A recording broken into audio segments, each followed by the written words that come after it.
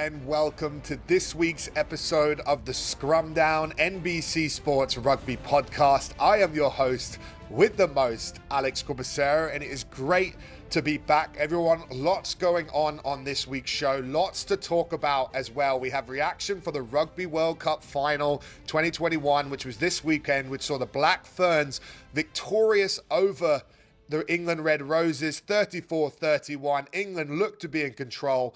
Red card almost 20 minutes in, and then an incredible game. If you haven't watched it, please go back on Peacock TV and check it out. It's the greatest advertisement for female rugby I think there's ever been. Sold out Eden Park, so much going on, and to talk about that and the development of the Black Ferns over this 6 months, from going from nowhere near being a top team in world rugby to now being world champions. Our first guest is Black Ferns forwards coach Mike Cron, legendary All Black, 3 World Cup wins under his belt, 2 with the All Blacks, 1 with the Black Ferns, one of my Scrum idols as well. He comes on to talk about that journey, that growth. Then we have Kat Merchant returning. She was on site commentating at the Rugby World Cup final. We go through the final, look at the Red Roses' point of view, their legacy, what this means for the sport going forward, the amazing moment. And then last, we have a big one. We have USA Rugby head coach Gary Gold on to talk the Rugby World Cup repechage. USA have their final match. They're 2-0. Portugal are 2-0. This Friday, it goes down. Winner takes all and goes to the World Cup. Loser is out. Lots to talk about from him. But for now, let's get ready to talk through the Black Ferns' rise over this 6 months with All Black legend coach, Black Ferns World Cup winner, Mike Cron. And we are joined by legendary Scrum coach Mike Cron, who's been with the Black Ferns for this last 6 months run up to the Rugby World Cup in New Zealand. Mike, welcome to the Scrum Down. Great to see you. Unfortunately, we're not talking scrums, but we've got some really good stuff to talk about with what you and your team have been able to achieve in this last 6 months. Yeah, it's been great. It's been a great journey, Alex. It's one of the highlights of my career, I think, when I look back. You know, it's third World Cup, but it's a very special one. Yeah. Your credential list of you and the coaching staff is quite incredible. But if you were going to rank, some of the, how proud you are of what you've been able to do, surely from the outside in, this looks like something quite special. Just the turnaround and the journey that you and this team have been able to achieve. Yeah, we got so-called chucked in the deep end 6 months ago to try and get them competitive. That was the first goal. So Wayne Smith and I joined forces, and we got Sir Graham Henry to come in as an overseer as well. They still had 2 of their previous staff there, Wesley Clark, defence coach, and Whitney Hanson. She was an assistant with me in the forwards. And off we started. And the big thing was, how are you going to play the game? So the only way we could compete with the Frances and Englands of this world is to play a fast running mobile game, to use our skill level, because really we weren't strong enough or physically built enough yet because we've been amateur really. So we decided that's how we're going to play. The next thing, then selection. Then you've got to select people who do that job. And then how we're going to get them fitter in the short period of time we had. And then have a philosophy about how we play the game. We didn't kick much. We run everything, and we back our skill level. And we had to increase the skill level to play that game, and we had to increase their fitness to play that game. But along the way, their enthusiasm bloody snowballed, and they loved what we're trying to do. And in the end of the day, it worked out. Every game we had, we got a wee bit better. So, I mean, it's a fairy tale result, to be fair, from where we started from. I completely agree. I think watching from the outside, you could see the growth from game to game. And, from where you started in that first game against Australia to where you finished, like the development, the layers to the game plan, the attacking rugby that really started to flow, the belief in the squad as well. But one of the areas that I think, and this is why I wanted to speak to you, I think is the set piece. When you looked at a year before in the Novembers, when the Black Ferns, were really put through the ringer by England and France. The clear area for me that was a gap was the set piece. And I wondered, this Black Ferns team, as they came through the competition, was starting to look more and more like the real deal. And the question for me is, could they handle France? Could they handle England in the set piece in those last two big games? And that's where I think you guys really surprised a lot of people, was how you were able to close that gap and then allow you to play the game plan that you guys have been working on and what you've just talked on. Yeah, I was really pleased. The French game, I thought we scrummaged very well. We defended the maul well. We mauled well ourselves. We weren't strong enough against England in the maul defence. We're just not physically prepared yet to play against a team that is so much stronger, bigger and stronger than us. Technically, we're good, but we just weren't strong enough. But to our credit, we managed to get 2 maul tries as well, which showed technique and a wee bit of working together and knowing what you're doing. Got a good result. Probably another 6 months with them, we would get to where we wanted to be, I reckon. As Wayne Smith said to me when we took over, we're operating off a very short runway here. We'd like a longer runway to land the plane, but we don't have that. But we just snuck in as it was. So full credit to the girls, though. We hammered the hell out of them when we first started with them. They didn't understand what really professionalism was. They didn't understand about, really the importance of diet and recovery and doing your homework off the paddock and being prepared for training. And so they went through a fair bit of pain. And in the end, they were a really professional outfit by the end of it. They knew how to prepare over the week. No, and I agree, mate. And when you look at the development they made and some of the gaps that you were able to close, like, what do you think back reflecting? Like, when you started the journey, did you think that was possible? Did you have that belief, or were you not sure until it started to come together near the end? No, I thought if we'd made the semi-finals, we'd be doing very well. From what we started with, to be honest. They were miles off. I mean, miles off.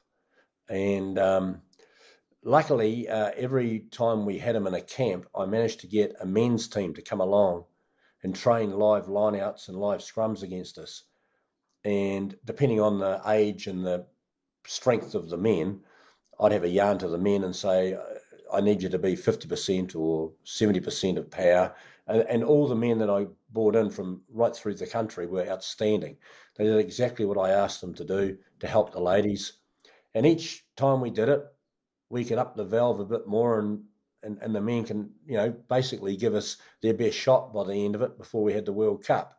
So there's a hell of a lot of credit goes to a lot of the men that have helped. A hell of a lot of ex-All Blacks have helped these girls. I had Kevin Mealamu come in and talk to the front row. I had Darren Whitcomb, ex-All Black hooker, talk to the front row. We had Richie McCaw come in. Dan Carter did the kicking. We had Conrad Smith mentoring one of the backs. We had Ali Williams mentoring a lock. We had Ma'a Nonu mentoring another back. It goes on and on. So the ex-All Blacks really came when Smithy rang and said we need a hand. They were there for us. So we really thank them too. That's incredible, mate. Like, and that kind of summed up this World Cup. It really seemed like you saw that the involvement of you and your coaching staff of sort of a who's who of people who've been there and done it. Then you saw, like you've mentioned, some big names coming in, but then it just felt like the whole country got behind this team as well. And as they started to find their stride in those big games in the semi-final, which the game was on a knife edge going either way, they sort of rose to the occasion. And then again, the final, very similar, game on a knife edge, amazing crowd, amazing atmosphere. And it seemed like a nation behind them, which almost was, the perfect combination to help get you guys over the line. Agreed. I mean, the viewing audience, it ended up 1.2 million people watched the game in New Zealand. Now, we're only 5 million people strong. So if you take out all the young kids and all the very elderly, wow. It's a huge. It's 3 times more than an average All Black viewing is.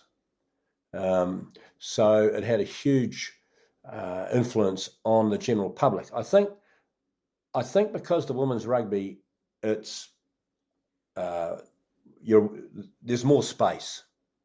There's more time and space to show your skill now. in the men's game, she's pretty combative, and it's hard to see what's going on. Whereas in the women's game, still, a normal Joe Blow can come along and watch it and can see things happening, and they can see the game unfold easier. It's easier to follow, and they accept mistakes, and they just love the attitude. Like, Christ, we were sitting there, like, you've got 70 metres of grass to kick a ball to. They're down one player. No, we wouldn't kick it. No, we keep passing it, and you got to love their attitude. And, Just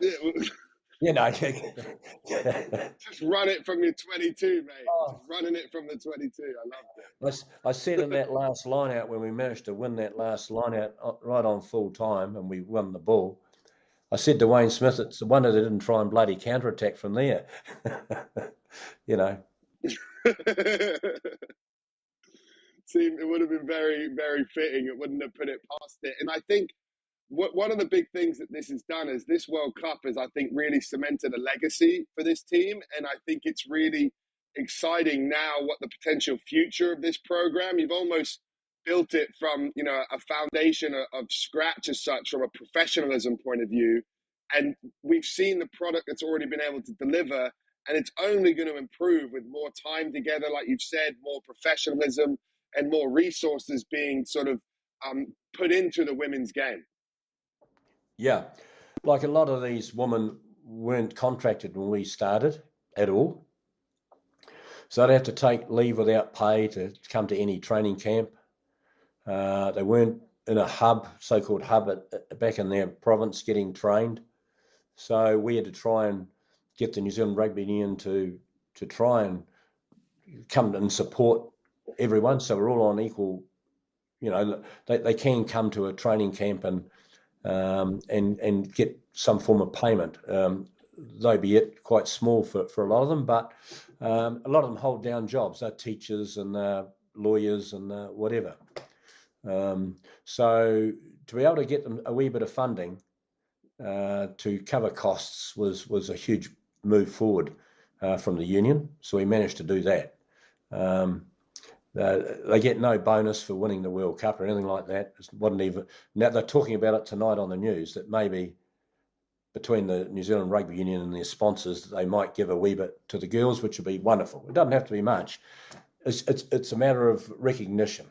I agree, and if you were a sponsor, you might be quite smart for the PR look. It could be for the potential optics of rewarding this team for something that seems very justly and deserved. And when you look at some of the figures, 1.2 million, you said in New Zealand, in the UK, this game was watched by 1.5 million, and it was at 6:30 a.m. in the morning. Like, it's just incredible, the eyeballs, the exposure it's got. I do think long-term coming forward, this women's game is going to have an influx of sponsors starting to want to attach to it and help elevate this product, because it obviously shows that people are getting behind it. Yeah, it's a good product to watch when it's played well. If you get the skill level up, the fitness levels up, and give them the game plan to express themselves, it's a bloody good game to watch. And so I think our union would be dumb if they didn't hop on the wave, and really progress this and pushed it and see what it's, obviously when they can make money, you got to be able to make money. So I think the product's there. So if we can just support them a wee bit more, so they can develop into full-time rugby players, keep that same lovely free spirit and the way they play the game. And but they all love the game. That's why they play the way they do. They're playing the game because they love the game, because they're not. It's not a livelihood for most of them. So isn't that wonderful that maybe some of our men maybe have lost that over the years? Almost not tainted by professionalism, Yeah. So it's great. It's uplifting.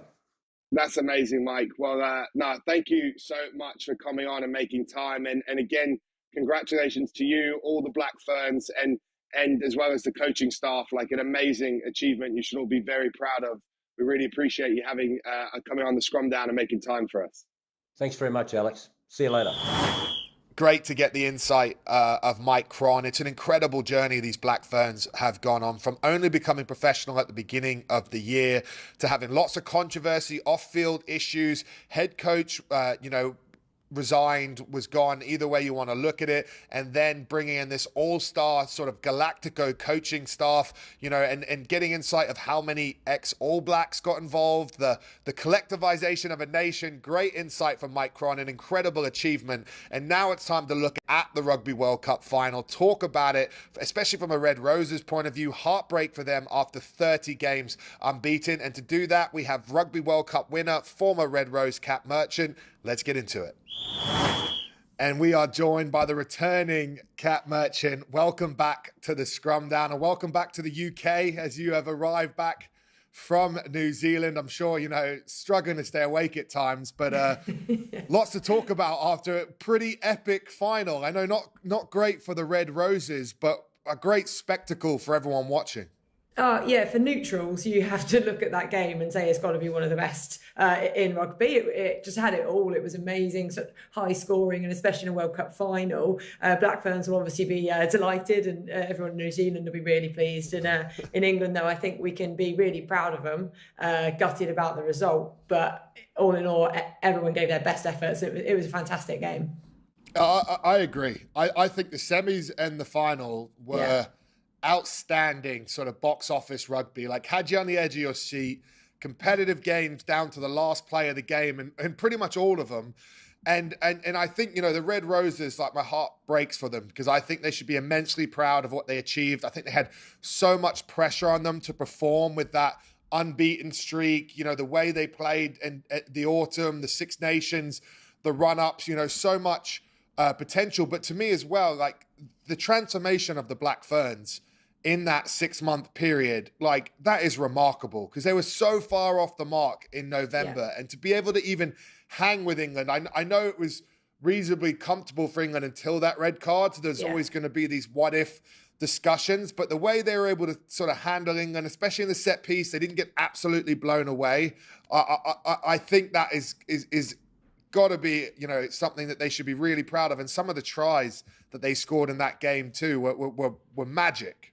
Yeah, and they're just very good at peaking at the right time. England have been peaking for ages. Their winning streak, but they just, they've been performing very well for a long time. New Zealand, conversely, haven't. They were dreadful 7 months ago, like actually dreadful. And then they got a little bit better. And as the tournament went through, you could just see I think they hold things back. And then the semis was a fantastic game for them. And then obviously the final as well. They're just a team that knows how to win. That said, I genuinely believe England are the better side.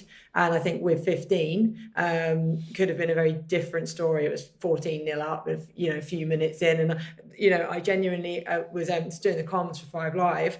And I was like, oh, this is going to be like a 30-0. This is going to be just like, which would be amazing for England, but not a great final. And then obviously such an evener. And then, but you can only play what's in front of you. So both teams are just seeing the massive effort that went into it was huge.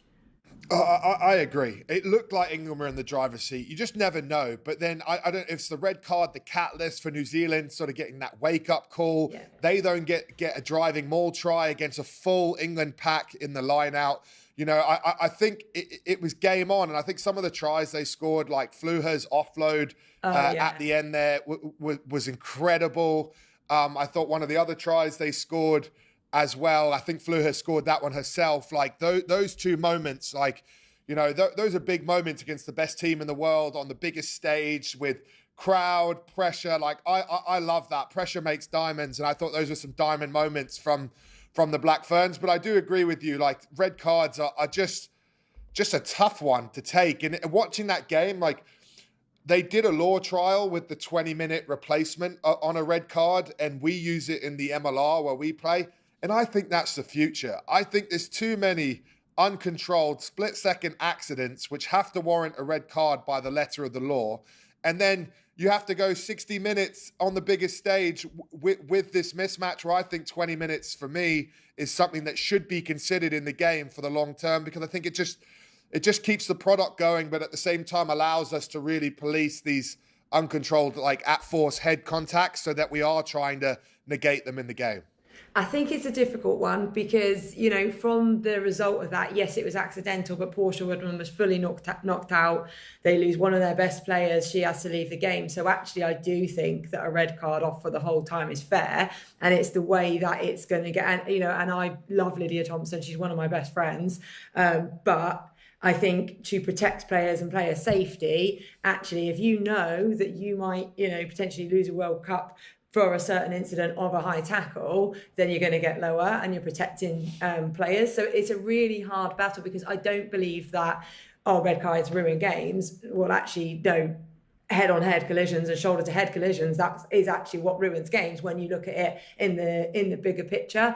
I also think that the New Zealand high tackle at the end, I think that was a red as well, because that was, for me, I think it's got to be about the force that you're hitting at. And if you brush a shoulder but you still full force hit someone to the head and the temple, that surely has to be a red more than someone brushing past someone's head. It's a different, so I think there's things to look at in the laws. I'm not sure what the answer is. Player safety has to come first, but also we want a good quality game of rugby. So yeah, there's got to be something in there that will be looked at, but it's a hard one.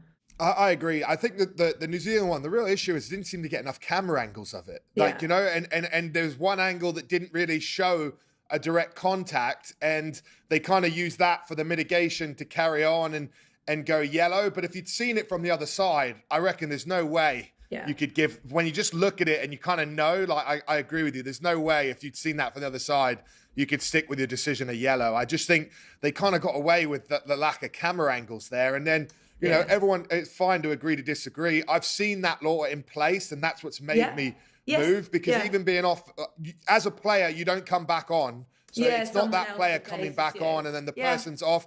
It's just after 20 minutes, you're allowed to make a substitution and come back to 15 on 15. So I completely understand. It's just that I think the way this game's going, like, look at South Africa on the weekend, like, some of these head contacts are very, very hard to control. And that's the thing, is one split second uncontrolled moment can define 60, 70 minutes of rugby. That's the only way I have mitigation. But that's a debate and a podcast for another day. But it's for sure. But then topic, and I think then we have to look. I think New Zealand, there's some stats I saw, I think was it 1.2 million people in a country of 5 million watching that on TV, sold out Eden Park. And then the Red Roses at home got an audience of 1.5 million at 6:30 a.m. in the morning. Like, that's the story for me. The legacy of this World Cup, there'll be heartbreak for the Red Roses forever, but they've got to be so proud of what they've achieved. They have grown the game. They have inspired another generation, and they're probably going to have a fire lit under them for another 4 years to come home back to Twickenham for hopefully a final, you know, in 3 years' time. I say 4, but it's actually 3. 3 because of the COVID and stuff. But it's huge. I keep forgetting that. No, it's great. It's more exciting because a lot of those players will stay. I don't think there's very many that are going to retire. So actually, as a squad, we lost it in 2010 to New Zealand. We went and won it in 2014 because enough of us have stayed together in the squad. We didn't lose that many. You've got that hunger because you just know how awful it is to lose. And for every day for 4 years, I was like, we lost. And my first feeling when we won the World Cup was relief. It was like, oh, we've done it. I don't have to feel like that anymore. So it's more that makes real drive. But I think eventually they will think about the fact that they've inspired people and bigger picture. And it's, you know, everyone's now, like, there's 17,000 tickets sold already for England-France at Twickenham already. You know, I believe 20,000. 20 now. I think 20,000. See, look at that. That's what I was told. It's actually gone up to 20,000. That's incredible. That's so incredible. So, and I think they will see the bigger picture, but right now they won't. And actually, by people going, oh yes, but you should be proud, I think probably them receiving it is going to be like, oh, I can't deal with that right now. But I think it's important for us to have the conversations. And so when they're ready to hear it, they'll see and they'll look, and there'll be so many messages. But so I was worried about how, like, press would go with stuff with things like that 30-win streak, why didn't you win? But not many people have done that. They've been very understanding of actually you played it phenomenally well. It's for 63 minutes, I think it was 14, and you nearly won it. So support has been fantastic, and I think that's really important because you could see they gave everything, and at the end they were heartbroken. So it's very difficult to kind of start finger pointing when there wasn't any fingers to be pointed. I agree, and I think what this is like a catalyst moment for like the evolution of this sport. I think you're going to see more professionalism. I think England will have the handfuls as there's going to be more teams that try and keep up with them. But I also think you're going to see real commercial revenue generated from the women's game now. Like it is, like look at the Lionesses, the women's soccer in America. Like these are snowball, like huge moments. And I completely get, like you probably wouldn't sleep for about 10 weeks after losing a World Cup final like that. Last play of the game and having a shot to win it. That line-out will haunt them, I'm sure.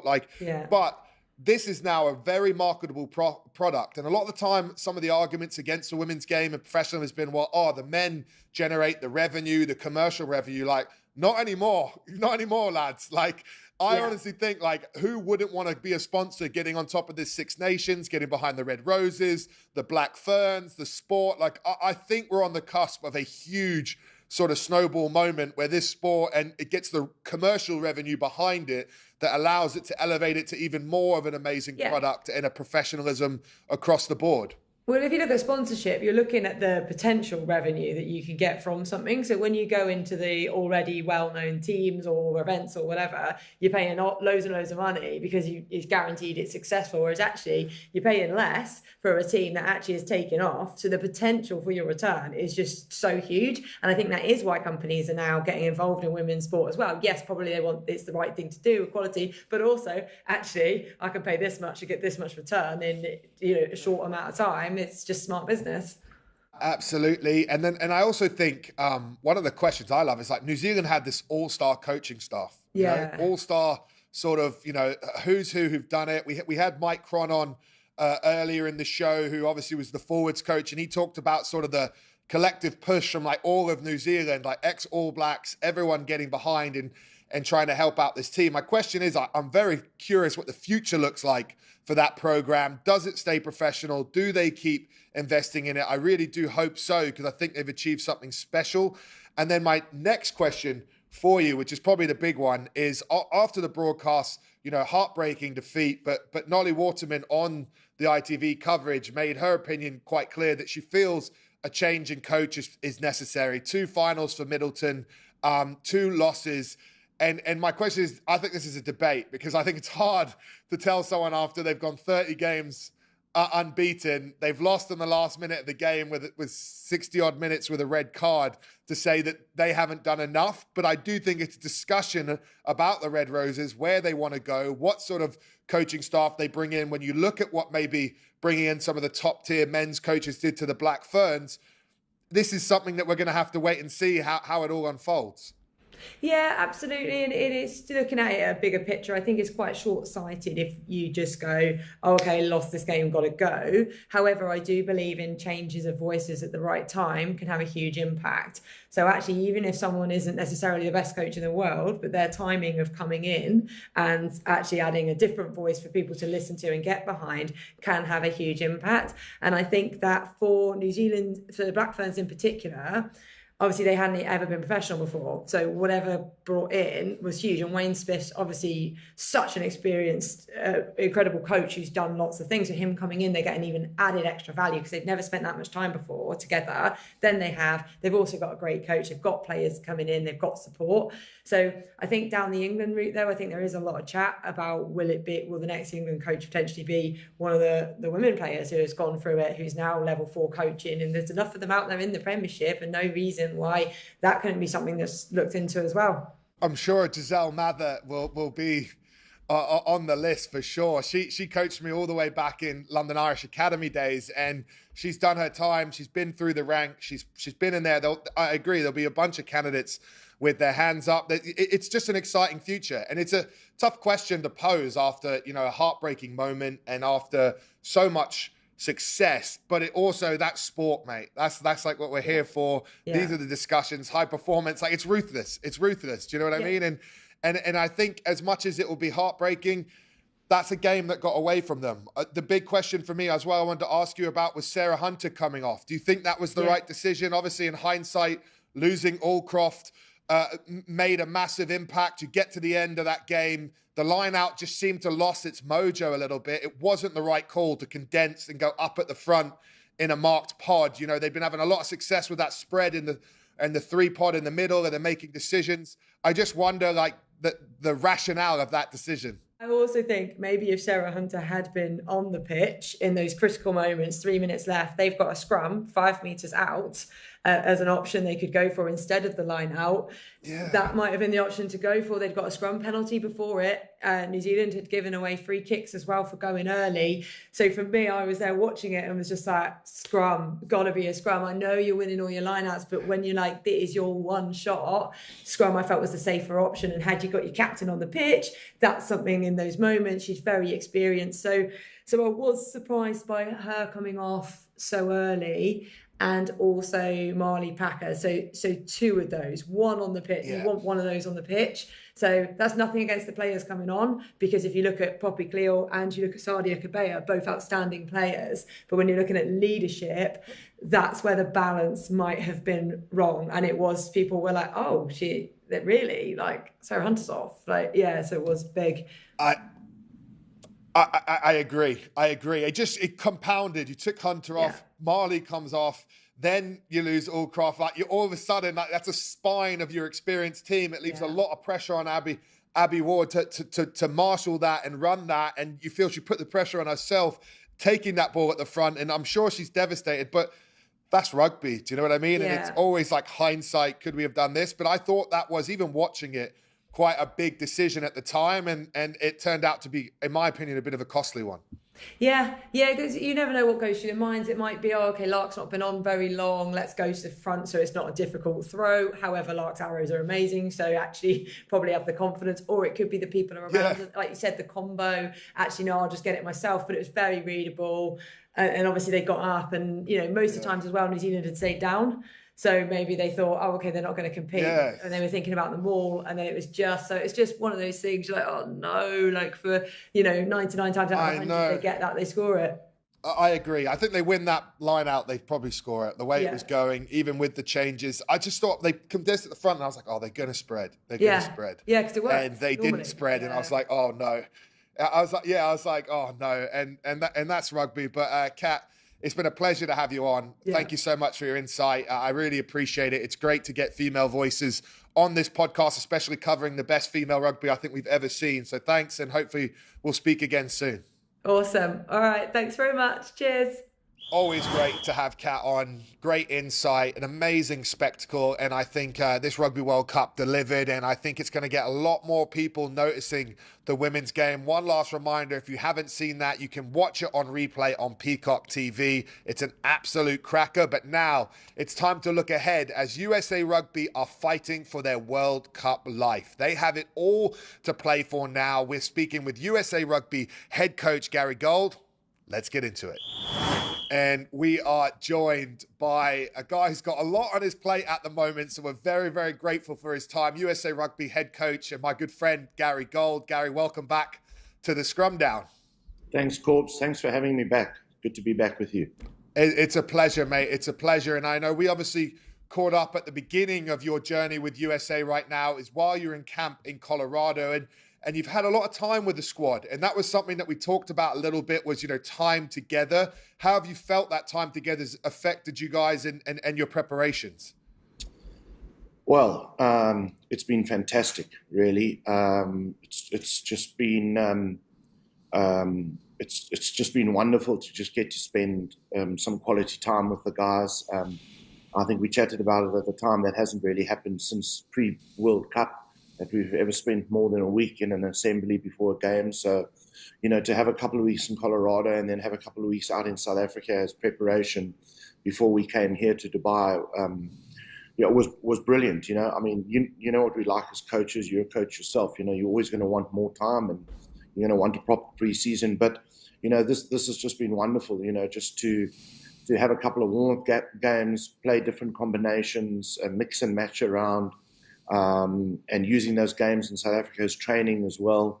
Obviously, putting a big emphasis on S&C, but really trying to upskill the guys and just get the cohesion going has been very good. And got into Dubai, as you well know, a couple of weeks ago, and I've got 2 games under our belt. And let's just hope we continue to keep improving this weekend into our final game. Definitely, and I think South Africa was great stepping stones for you. You got to really toughen up your pack a bit against some really good set piece outfits down there, and I thought they really rose to the occasion, especially in the second game. Even the first game we talked a bit about, I was pretty happy with, but the second game, I think that's a really tough pack to go and to handle the way you did. It's got to give you some confidence now, especially with the internationals coming in a bit more time. You've got a great coaching staff around you. Like, it's starting to shape up into a positive place where I feel like there's got to be a bit of confidence in the squad, even though it's a big task ahead. Yes, you're 100% right, Corbs. I mean, it is a massive task ahead, but there is a quiet confidence within the group. I think slowly but surely, in bite-sized chunks during the last 2 games, I think we've shown a little bit of where we want to go to in terms of certainly set-piece dominance, as you mentioned earlier. You well know that we've got a couple of younger guys in the squad in Nate Sylvia and Jack Escara, and I mean younger guys in terms of not having a huge amount of test experience. So this has been a wonderful experience for them here now as well. And a couple of combination changes. The back row of Vili and Corey is still very young, but very, very exciting in terms of the work that they've been doing. And you're 100% right. I mean, that was completely the objective of going to South Africa, just to get up in front of 2 really old school gnarly packs in the Cheetahs and the Pumas, and I think they did. They gave us a run for our money, and they put us under pressure at Scrum and on our time. And the Cheetahs, particularly in that first game, when we turned 2017 up, and then they mauled us, like literally mauled us to pieces, and that was a lesson that we needed. We needed to experience that, and we've put the hard yards in, and let's just hope that all this hard work and as you say, the confidence that we've taken out of it is going to pay dividends on Friday night. I agree. It looks just to be so valuable because the core of your squad obviously is MLR domestic based, and these guys have not had full-time environments since the summer. You've been able to almost build this pre-season, get this environment going, get their sort of high meters up, their fitness, their game ready, and also build like a DNA and like a core group of players that know your game plan, know your IP, know what you're trying to do. And then that builds a foundation to add in your players from internationally that come in and boost it. And what I really liked is the way in the opening game, you stuck to the guys from South Africa. You kept them in the starting 15 and sort of drip feeded your internationals in to give them a week to get up to program, but also shows the confidence you have in the work you've done with the team. Well, that's right. We did have confidence in that group, and again, we sort of joked about it a little bit as a coaching staff. We learned some harsh lessons against Uruguay and Chile, lessons which were very painful for us. And as they say, there's no point in doing the same things over and over again and hopefully getting a different result. And I think the whole point of us having the group together, particularly our non-European-based players, was to get that cohesion, and we wanted to put that cohesion to the test when we came up against Kenya, and we did have the trust in them. We do still have the trust in those guys as well. So that was why it was, I thought, quite a sensible decision for us to do that. I mean, some people criticized it as a high-risk situation, but I didn't think so because of the time we had spent together.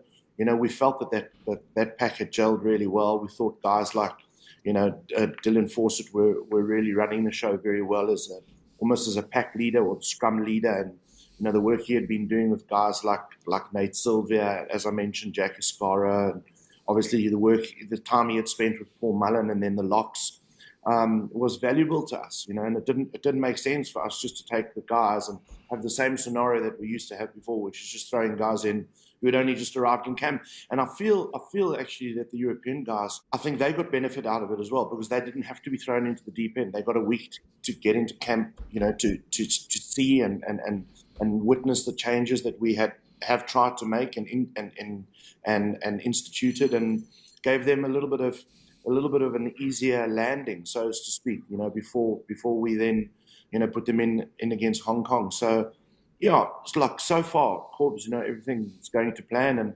But as somebody once said, it's completely different. It's completely different until someone smacks you in the face. And Friday night, there'll be some smacking in the face. So, we're in a good space. We feel we've prepared well. In saying that, I really must say we absolutely know what we're going to get in Portugal. We know what a formidable team they are, how well coached they are, and how confident they'll be as well. They've had lots of time together as the Lusitanos boys, who've done very well in the semi-final of the Super Rugby in Europe.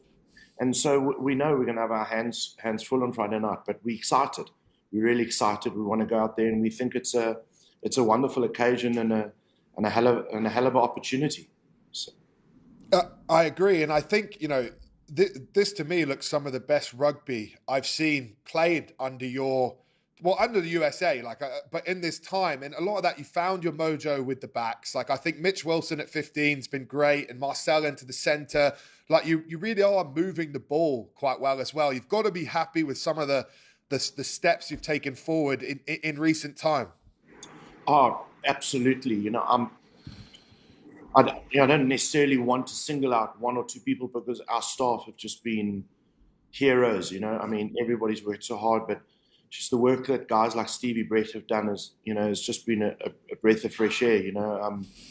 Stevie's obviously an ex-Maori and a Canterbury background, and so it's in his DNA in terms of the attack side of things. But I think the skill work that he's done with the boys, and the change of mindset in terms of us wanting to move the ball and play a brand of rugby where we can ask questions of the opposition with ball in hand, has been something that we always knew we needed to do, but we needed the time together to get to do it. And and I'm excited about that, and I'm excited about the fact that I hope we're not just one-trick ponies. I hope we've got a couple of strings to our bow now, But look, it's not perfect. No game of rugby ever will be perfect. But yeah, look, we're excited to go out and try and take Portugal on. And if you look at, you've also got Stephen Brett there, but you've also had some good reinforcements coming in. And Mario Ledesma, one of the all-time great scrum coaches, massively experienced as a head coach now as well. And then Plumtree coming from the All Blacks. How big a boost has that been for you guys, the squad, and the players to benefit from having guys who are coming from these high-performance environments and getting to share knowledge with them as well, with actually time together to implement stuff? Yeah, look, it's been wonderful. The time that we had in Colorado as well, mustn't forget, we had, obviously we had a hugely experienced Scott Lawrence who also helped us put all our defensive principles into place as well. And, that went leaps and bounds in terms of the work that Spotty did as well. So, we've built on all of that hard work. And in bringing in Mario and Plum, I think, firstly, what that's done is given the guys confidence that coaches of that ilk and actually want to be here as well. We must look at it from that point of view. So I think the guys have got confidence that people are, they're taking us seriously, and I'm very appreciative to them because all those coaches that I've mentioned, have added a huge amount of expertise, and when we are at limited time, and we do have limited time together, it's critically important. I know you know this very well as well, Corbs. It's critically important that, we choose our words carefully as coaches and teachers, so as to speak, and that we spend our time wisely. And so, it's been really good. It's been a great experience, and it's, for me, it's also been fascinating because we've got the Kiwi attack mindset with Stevie, and then we've got Plum's experience as not only a head coach at the Hurricanes, but also obviously having done a couple of years of work at the All Blacks. And then Mario's Argentinian flavor, which is very much more like mine, of a South African ilk, where, it's a slightly different mindset. And it's been it's been a wonderful journey to be on, because I think there've been some healthy debates that have taken place in terms of playing styles, etc. And we hope we've landed on a recipe that works well. And looking forward to seeing how it comes out on Friday night. Yeah, it's a nice hybrid of styles for sure. And if you look at, we touch a little bit, you're expecting a tough test in Portugal. And I do think this is, the toughest test, make or break. They've had times, there's enormous pressure on this game. But what are you expecting from them, from an on-field sort of game plan or style? Like, what are you guys preparing for? Of course, without being overly dramatic, like genuinely one of the best attacking back four almost in world rugby. I mean, comparable. They've got a back four with pace, certainly pace and skills that are comparable to anybody. They've got electric wingers. Storty is absolutely fantastic. He's just signed at Stade Francais, scoring hat-tricks for fun in the Pro D2 at the moment. Their fullback is a stepper, very much like a Cheslin Colby. They love broken field running. So kicking game, poor kicks, turnover balls, we're going to be in a world of pain. So, we're going to have to be ferociously disciplined in looking after the ball, playing in the right areas of the field. And then when we are there, we're going to have to look after the ball. Big physical pack as well. Seen what they've done to Kenya on the weekend, doing the poor Kenyans 85 points and, just having their way with them, scrumming them at will. They didn't even necessarily start with their first team, but they scrummed them and they mauled them and similarly against Hong Kong in the second half as well. So, we're expecting a team to move the ball, a very fit team as well, and a team with a real French flair, coached predominantly by a French coaching staff, and they've definitely got a real French flavour about them. Mate, awesome. It's going to be a big matchup. And Gary, these are high pressure moments. Do you feel like your legacy is a bit on the line here with USA Rugby? This is a huge moment for them to make sure they guarantee this World Cup qualification. It's a good question. It's not really about me, and it shouldn't be about me or the coaches or the legacy. I'm really just trying to focus on our preparation and literally taking each day as it comes. We'll deal with the aftermath when the aftermath happens, whatever that may be. Obviously, our focus is 100% on qualifying for the World Cup at the moment, and I'm hoping we can wake up on Saturday morning and say that has been the case, and then we'll deal with the next chapter as it comes. But I'm not really thinking about things like legacies, etc., etc. This is about the here and now. It's been a very, very, very tough 2.5 years for many reasons on and off the field at USA Rugby for us. And we feel now that we really want to just pick up the pieces and just give ourselves a shot at the World Cup. And we feel we've made really good strides over the last couple of weeks, and it would be amazing. It would be amazing and very exciting if the guys can get over the line for the last one. But as I said earlier, Corbs, all respect, we've got to go out and respect our opposition this weekend, because this is going to be some test match, no doubt about that.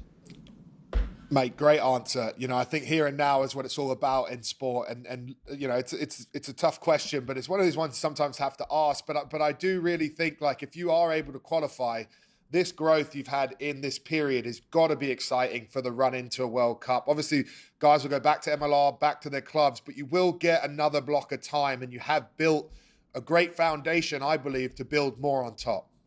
And I think that's a massively motivating factor to this group of players at the moment. I mean, I feel in a short space of time, there is a real belief of what we can do and the kind of rugby we can play. And there's a quiet confidence within our group that we can get better. We're not the finished product. We know that, not by a long way, but you're quite right.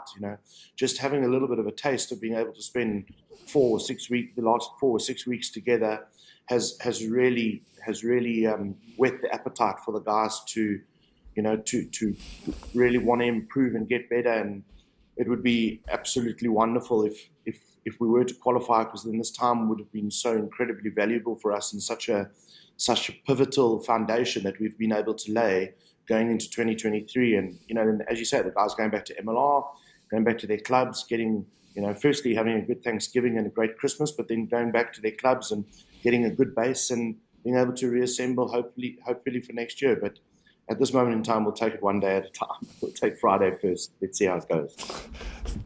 Sounds good, Gary. We all here are wishing you luck. There's a lot of people rooting for you. Good luck this week, and thanks again for your time. It's always a pleasure, mate. No, thanks, Corbs, and to you guys, and I know certainly you on your podcast and all your crew at NBC. Thanks for your support. You and Dan have been massive supports to us, and we really appreciate it. And just the support that we get specifically from NBC and you guys has been amazing. So thanks for that. Always a great conversation with Gary. I think open, honest, have to put some of these hard questions out there, but love the way he spoke about it. Do agree that there's a lot of positives going for this USA Rugby side. They have improved. They've collectivized. They've got time together. Now they need to go and prove it against Portugal, be their toughest test they've had in recent time. And I think it's going to be a legacy-defining, sport-defining moment for USA Rugby. They cannot afford to miss this World Cup with a home World Cup on the horizon. So we'll make sure we react to that next week. But for us here at NBC Sports and the Scrum Down, thanks again for tuning in. Thanks for all the support. Keep liking, sharing, favoriting, retweeting, telling your friends about it. We're trying to grow our social imprint and just get a wider reach, because we feel when we bring fans in, we keep them as fans. So keep telling, keep spreading the word. Share this on social if you can. I really appreciate it. But from all of us at NBC Sports, thanks for listening and watching, and we'll see you again next week.